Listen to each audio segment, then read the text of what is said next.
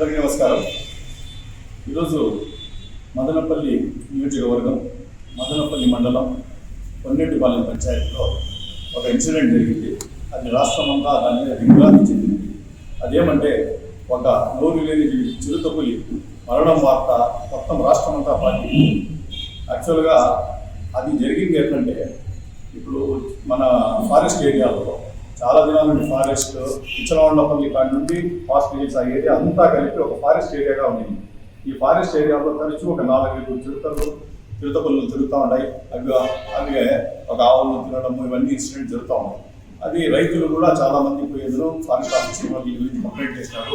వాళ్ళు కూడా వచ్చి చెప్పినారు, ఇవి ఉన్నాయి కొంచెం జాగ్రత్తగా ఉండమని చెప్పి. ఇదంతా జరుగుతూ ఉంది.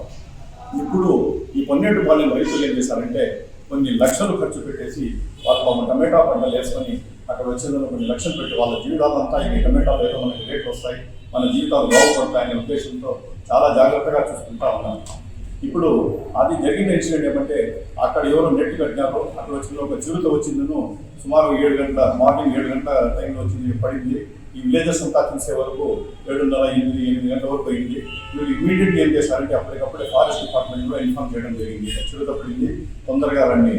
మళ్ళీ ఏదో టీం వచ్చింది అక్కడ నుండి, చిత్తూరు మనకు తిరుపతి నుండి రావాలా అని చెప్పి ఆ టీం వచ్చే వరకు కొంచెం లేట్ చేసినారు.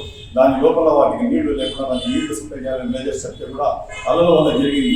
ఆ నీళ్లు కూడా టైంలో జరగకుండా అక్కడ వచ్చిండే వాళ్ళు కూడా ఇప్పుడు వచ్చిందో అది ఆ మిషన్స్తో దానికి మొత్తం తీస్తారు. అది కూడా ఆ గన్స్ కూడా సరిగ్గా పేరకుండా కొన్ని నిర్లక్ష్య కారణాల వల్ల ఏమైందంటే ఆ చిరుత చనిపోవడం జరిగింది. ఇప్పుడు ఇది వచ్చిందో కేవలం ఈ అభాండం అంతా రైతుల మీద వేయడం చాలా దురదృష్టకరం.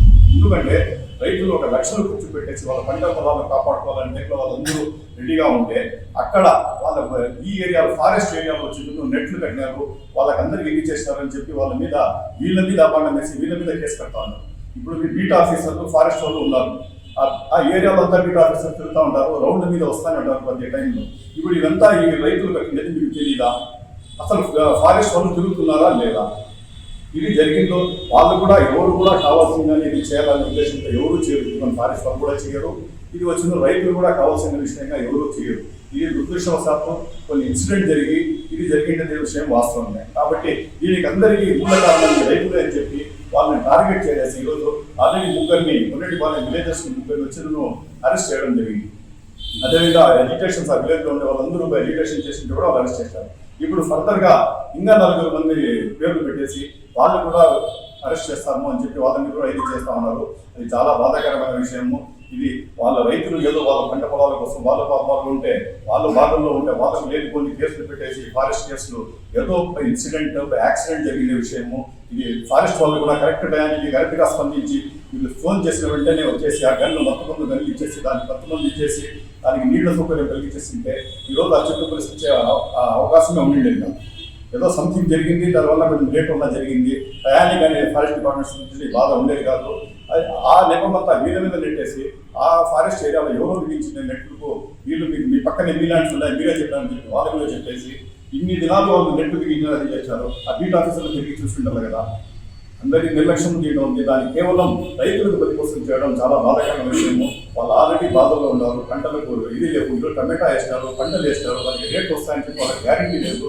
వాళ్ళు లేనిపోని బాధలు సప్పులు చేసుకుని వచ్చేసి ఈ రైతులు ఈ విధంగా చేస్తూ ఉంటే లేనిపోని టార్గెట్స్ ఉండే బాధలే కాకుండా లేనిపోని టార్గెట్ కూడా వాళ్ళకి పెట్టేసి వాళ్ళ మీద నిధి మీద పెట్టేసి చేస్తూ ఉంటే చాలా మేము వైఎస్ఆర్సీపీ తరఫున తీవ్రంగా దీన్ని ఖండిస్తూ ఉన్నాము.